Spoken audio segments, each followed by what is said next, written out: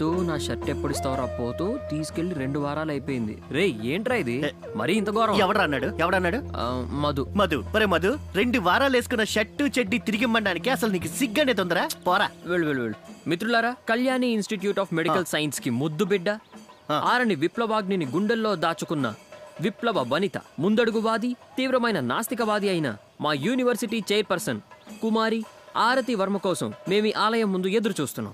అందరి ముందు నాస్తికవాదాన్ని వల్లేస్తూ ఇప్పుడేమో దొంగచాటుగా ఆలయం వెనక నుండి వచ్చి దేవుణ్ణి దర్శించుకుంటూ కాపాడమని వేడుకుంటూ పొర్లిదండాలు పెడుతున్న మన నాయకురాలు ఆరతి యొక్క బండారాన్ని బయట పెడుతూ మేము ఈ లైట్ ద్వారా మీ అందరికి అందిస్తున్నాం. అందరూ చూడండి.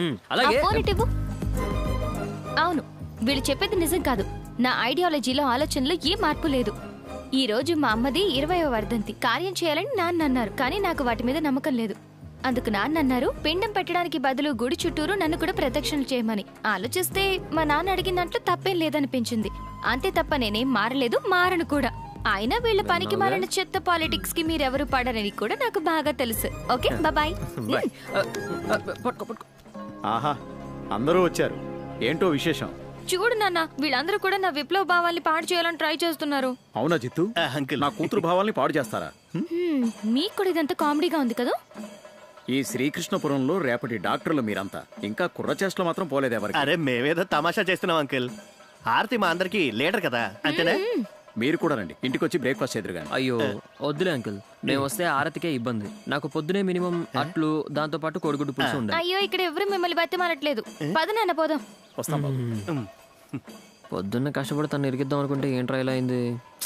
ఒరే, ఆరతిని ఇరికించడం మన వల్ల ఏ పనా? పదరా. అంతేగా.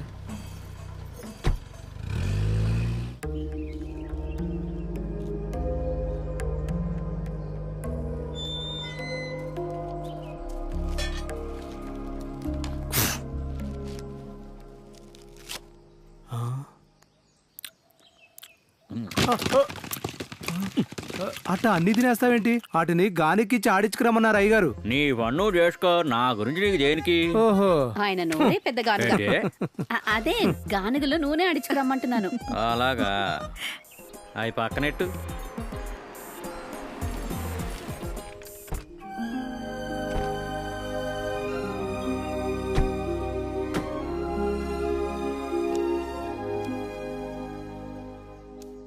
కాస్త మంచి ఉంటే పక్కన పెట్టు. కాస్త మంచివేవన్నా ఉంటే అదిగో అక్కడ నలిగిపోతున్నాయి. వారిని ఎరా, నువ్వు తింటున్నావా పని చేస్తున్నావా?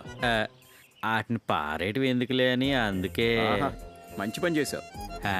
ఆరతమ్మ గారు గుడికెళ్ళారా? అయితే ఈరోజు అరదొచ్చేస్తదే. కానీ అమ్మగారు గుళ్ళో లోపలికి వెళ్ళి ఉండదులే. నేను బలవంత పెడితేనే లోపలికి వచ్చింది. ఎంతైనా ఆరతి లోపల నాస్తికవాదం ఇంకా అలాగే సజీవంగా ఉంది. అంతేనమ్మా? ఇట చూడండి సారు, ఆ పాలిటిక్స్ గురించి, ఆ నాస్తికవాదం గురించి మాట్లాడటం మాకు అసలు ఇష్టం లేదు. ఇష్టం లేదంటూనే అన్ని మాట్లాడతావు కదా నువ్వు. అదే అదేం లేదండి, ఈ వైరుధ్యాత్మిక భౌతిక వాదం, అది పలకడానికైనా కూడా కాస్త బుర్ర ఉండాలి. ఈడో పెద్ద కారల్ మార్క్స్.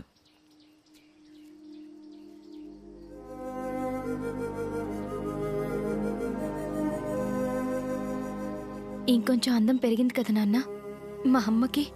తన వయసు ఎప్పుడు 21 కదమ్మా. తల్లి, వచ్చి టిఫిన్ తిను, కాలేజ్కి వెళ్ళాలి కదా. వెళ్ళమ్మా. మీరు కూడా వచ్చి తినండి. ముందు అమ్మాయి తిన్ని, నేను తర్వాత వస్తాను. పద.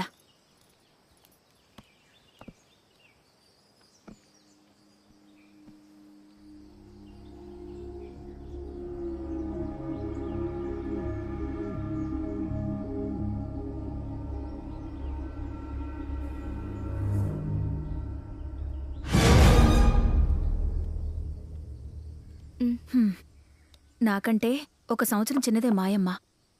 20 సంవత్సరాల క్రితం జరిగిన సంఘటనలన్నీ కళ్ల ముందు అలాగే ఉన్నాయి. గర్భిణీ అయ్యాక స్కానింగ్కి నేను కూడా మాయమ్మతో వెళ్ళాను. మొదట్లోనే ఏదో ప్రాబ్లం ఉందని డాక్టర్ గారు అబార్షన్ చేయించుకోమని ముందే చెప్పారు. కానీ దానికి మాయ ఒప్పుకోలేదు. అమ్మ అలా చేసుంటే ఈరోజు నేను ఉండేదాన్నే కాను. అవునా పెద్దమ్మా? ఇదంతా విధి తల్లి. నీకు జన్మనిచ్చి కనీసం నీ మొహం కూడా చూడకుండా తను వెళ్ళిపోయింది. నువ్వు తిను. అరే రమ్య, రారా కూర్చో. Happy birthday Aarti. హ్యాపీ బర్త్డేనే కాదు రమ్య, ఈ రోజు అమ్మ చనిపోయిన రోజు కూడా. ఓ, నేను అది మర్చిపోయాను, సారీ. పర్వాలేదులే. నువ్వు బ్రేక్ఫాస్ట్ చేసావా? లేదు, ఇంకా అవ్వలేదు. పైగా నాకు ఓసి ఫుడ్ అంటే చాలా ఇష్టం. సుందరి ఒక ప్లేట్ తీసుకుందిరా.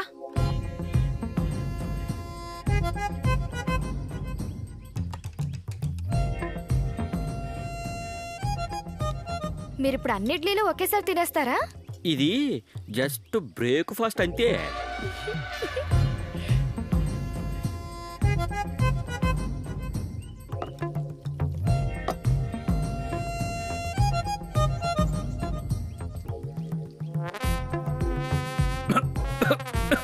అయ్యో వరద, ఏంటా కంగారు? కాస్త నిదానంగా తిను. ఓ తినేదంతా ఎటుపోతుందో తెలియట్లేదు. పొద్దున్నే లేవగానే గిన్నె నిండా సద్దెన్నం తిన్నాడు. ఇందాక 15 టెంకాయలు గీరుకు తిన్నాడు. అరే దిష్టి పెడతావేంటి? చూడు సుందరే, కడుపు నిండా తినేవాడికి కాస్త మర్యాద ఒకటి నేర్చుకో. ఓ పట్టుమని 4 ఇడ్లీ కూడా తినలేకపోతున్నారు నేటి యువత. ఇలా అయితే దేశం ఎలా ముందుకెళ్తుంది చెప్పు? అవునవును. మధ్యాహ్నం ఒక గుండెకి నిండా అన్నం తింటావు, సాయంత్రం అయితే 5 కిలోల చిరుతిళ్ళు తింటావు. చూడ్డానికి అలా ఉంటాడు కానీ కడుపులో పెద్ద గుహ ఉంది. ఒకవేళ కడుపులోనే ఏదైనా తిండిపోతూ ఆత్మ ఉందేమో. అయ్యో, ఆత్మ ఎక్కడ పూనుతుంది? చెవులకి మెడకి మొత్తం తాయితులుంటే పెద్ద మాంత్రికుళ్లాగా. ఆ ప్లేట్లు ఇంకెవ్వరూ తినలేరు. అమ్మో, నీలాంటి వాళ్ళు నలుగురుంటే చాలు, కోటీశ్వరుని కూడా ఫుట్పాత్ మీదకి తీసుకొస్తారు. తిండిపోతా. దీని సంగతి ఎలాగా చెప్తానుండు. సుందరి, నా గురించి అసలు ఏమనుకుంటున్నావు? నోటికి వచ్చి ఏదేదో వాగుతున్నావు. నా చేతులకి మెడలకి మాత్రమే కాదు తాయితులు ఉండేది. ఇదిగో చూసుకో, ఇదిగో చూసుకో. నేను చూడలేను, నా వల్ల కాదు. ఎన్నున్నాయి చూసావా? అసలు ఇక్కడ పరిస్థితి గురించి నీకేం తెలుసు? ఇక్కడ జరిగినవన్నీ తెలుసుకుంటే వెంట్రుకలు నెక్కబొడుచుకుంటా తెలుసా? పొడుచుకు రావడానికి ఏమైనా ఉంటేగా. జోకులు ఇక 20 ఏళ్ల క్రితం పెద్దమ్మగారు నిండు గర్భిణిగా నొప్పులతో బాధపడుతుంటే ఆసుపత్రిలో నేనున్నా నిద్రపోకుండా మా అమ్మని సిట్టి మీద పెట్టినప్పుడు కూడా 3 దుర్మార్గాలు జరిగాయి. అమ్మమ్మ, మేనమామ అందరూ పోయాక ప్రేతాత్మలు ఇక్కడే తిరగడం మొదలు పెట్టాయి తెలుసా? రాత్రిపూట కనీసం నిద్రపోనిచ్చేవి కావు. నేపాలి మంత్రవాదిని పిలిచి వాటిని తరవడానికి పూజలు కూడా చేయించారు.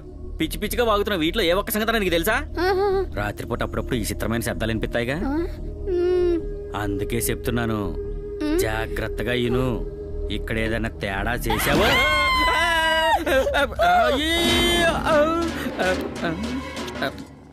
సుందరి, సుందరి, సుందరి, ఏమైంది సుందరి? సుందరి, ఏంటి వరద ఇది? అయ్యో, ఇది అది కాదు. డాక్టర్ అవుతున్నాడు చూడరా, అదేరా మా కర్మ. కాస్త ఆపుతారా? నేను చెప్పేది వినండిరా. ఏంటిది? నాకు ఆ ఆత్మను చూడగానే నా ఒంట్లో వణుకు పుడుతుందిరా. నేను అనుభవించింది చెప్తున్నాడ్రా. ఆత్మలంటావేంట్రా? నీకు అసలు సిగ్గుందా? నువ్వు డాక్టర్. నేను చెప్తుంది నిజంరా. అయ్యా, వీళ్ళంతా వైద్యం నేర్చుకోవడానికి వచ్చిన వైద్యులంట. ఎప్పుడు చూసినా వాగుతూ ఉంటారు. ఏంట్రా ఆత్మగీత్మ అనే సినిమా స్టోరీలు చెప్తున్నావు? రే, అయినా మీ నాన్నే ఆత్మగా వచ్చాడని గ్యారంటీ ఏంట్రా? ఒరే, మా నాన్న గుర్తు నాకు తెలియదేంటి? ఆ ఆత్మ ఖచ్చితంగా మా నాన్నదేరా. అయినా అబద్ధం చెప్పాల్సిన అవసరం నాకేంటి? ఏదో ఒక పని చేయరా, ముందు పని పట్ట లేకుండా తిరుగుతుంటావు. 10 రూపాయలు సంపాదించు. ఇలాంటి ఉచిత సలహాలు నాకేం అక్కర్లేదు. ఓహో, మీ అందరికీ తెలుసు కదరా నేను అక్కడ ఏజెంట్నని. అవునవును. నమ్మకపోతే పోడ్రా. నిజం చెప్పిన నమ్మరేంటి? నమ్మేవి చెప్పాలరా. నీ మీద నమ్మకం లేదురా. పనికిరాని వైద్యులారా, కాసేపైనా సైలెంట్ గా ఉండరా మీరు. వైద్యులారానా? ఏంటయ్యా ఆ పిలుపు? డాక్టర్స్ అని పిలు. డాక్టరా? నాకు తెలిసి ఇలాగే అంటారు. కాస్త మెల్లగా తోల్చావచ్చు కదా. అయినా ఎవరయ్యా నేను డ్రైవర్ గా పెట్టుకుంది? ఒళ్ళు దగ్గర పెట్టుకుని డ్రైవ్ చేయి. నేను ఎవరో తెలుసా నీకు? ఎందుకు తెలీదు? చదువుకుంటున్నా కూడా సంస్కారం లేనోడివే. నాకే సంస్కారం లేదంటావా? బస్సులో సూర్య నమస్కారాలు చేస్తున్నావా? టిప్పర్ తోలేవాడిని తీసుకొచ్చి కాలేజ్ బస్ డ్రైవింగ్ చేస్తే ఇలాగే ఉంటుంది. టిప్పర్ డ్రైవర్ కన్నా ఘోరం రా. సర్లే. నేను వీడితో కొంచెం మాట్లాడాలి. నువ్వు కొంచెం వేరే సీట్లో కూర్చుంటావా? ఏ ప్లీజ్ రా, 2 minutes కొంచెం లేవవా? లేవను. ఏ అర్జెంట్ విషయం చెప్తున్నాను కదా, లే. నుంచునే చెప్పు. తొక్కుతావేంట్రా? చెప్తే లేస్తానుగా. సర్లే, బాగా తప్పుకో, అయిందిలే. తప్పుకో. జరుగు. రే, జరగరా. ఏరా, ఓలో కూర్చుంటా? వద్దులే, లాస్ట్ సీట్కి వెళ్తా. నాకు ఇక్కడే కంఫర్ట్. నాకు కూడా.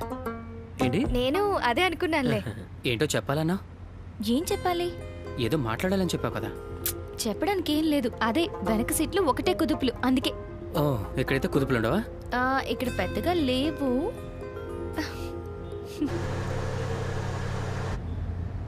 నీకు పులిహోర ఇష్టమా, బిర్యానీ ఇష్టమా? కాస్త చూసుకొని బ్రేకేజ్ గా డ్రైవర్ డాంకీ. ఎందుకే బ్రేకేజ్? కాలేజ్ వచ్చింది, దిగు వైద్యుడా. వచ్చిందా? వైద్యుడు అనుకో, డాక్టర్ అను. ఓకేనా? నీది మ్యానుఫ్యాక్చరింగ్ డిఫెక్ట్ అన్నమాట. బర్త్డే కదా, శారీలో వస్తే బాగుంటది. ఎందుకు మార్చేసుకున్నా? నాకు నేను శారీలో చూడడం అంటే ఇష్టం తెలీదా? అందుకే మార్చేసా. ఓ ఏంటి మొహం అదోలా ఉంది? నువ్వు ఫేస్బుక్ లో ఏమని కామెంట్ చేసావు? ఏమని చేశానా? తల మీద ముసుగు కప్పుకు వెళ్తున్న దొంగ నాస్తికవాదులున్నారు, జాగ్రత్త. అదా విషయం. కరెక్టేగా. నీలాగా దొంగచాటుగా గుడికి వెళ్లే వాళ్ళని నేను ఎంతో మందిని చూసాను. నాకు తెలుసురా, దేవుడి మీద నమ్మకం ఉందనుకోండి మనసు కూడా కాస్త ప్రశాంతంగా ఉంటుంది. ఆ గోవింద్ ఉన్నాడు కదా, ఆడికి దేవుడు అంటే చాలా నమ్మకం. లేకపోతే నీకు వచ్చినట్టే ఆడికి కూడా ఏ బామ్మో కల్లోకి వచ్చిండేది. ఊరేది బామ్మ కదరా, దెయ్యం. 100% నిజం చెప్తున్నా, నా మాట నమ్మండిరా. నమ్మాలా? అవునరా. ఆర్తి, మన జిత్తుగాడు ఏమంటున్నాడు తెలుసా? ఏమంటున్నాడు? వాడికి చచ్చిపోయిన వాళ్ళ నాన్న గొంతు వినిపించిందట. ఆహా. వీడేమో వాళ్ళ నాన్నతో డైరెక్ట్ గా మాట్లాడాడట. చనిపోయిన మనిషితో?